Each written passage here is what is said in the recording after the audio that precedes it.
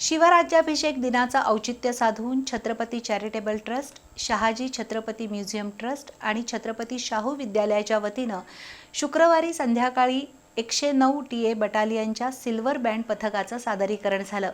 ऐतिहासिक भवानी मंडपात सुमारे 2 तास रंगलेल्या बँड वादनामुळे आणि स्फूर्ती गीतांनी करवीरवासियांची मनं जिंकली. मराठा लाईट इन्फंट्रीचा सिल्वर बँड अनेकांचं आकर्षण आहे. शिवराज्याभिषेक दिनाचं औचित्य साधून शुक्रवारी सायंकाळी कोल्हापुरातील ऐतिहासिक भवानी मंडपात सिल्वर बँड कार्यक्रमाचं आयोजन करण्यात आलं होतं. खासदार शाहू छत्रपती, माजी आमदार मालोजीराजे छत्रपती, याज्ञसेनी महाराणी मधुरिमा राजे छत्रपती यांची यावेळी प्रमुख उपस्थिती होती.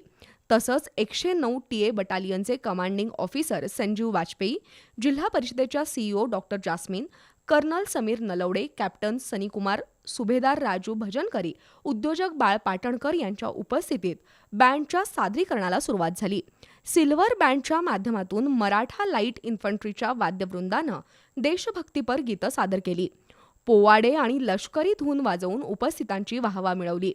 छत्रपती राज्यगीत, महाराष्ट्र गीत, वंदे मातरम, ए मेरे वतन के लोगो, मेरे देश की धरती, जहाँ डाल डाल पर सोने की चिडिया अशी अनेक गीतं सादर करून सिल्वर बँडनं उपस्थितांची मनं जिंकली. यावेळी ऋतुराज इंगळे, इतिहास अभ्यासक इंद्रजित सावंत, हर्षल सुर्वे, बाबा महाडिक, किरण चव्हाण, विष्णू जोशीलकर, माणिक मंडलिक, ॲडव्होकेट राजेंद्र चव्हाण, अमरजा निंबाळकर, उमेश पोवार यांच्यासह मान्यवर उपस्थित होते.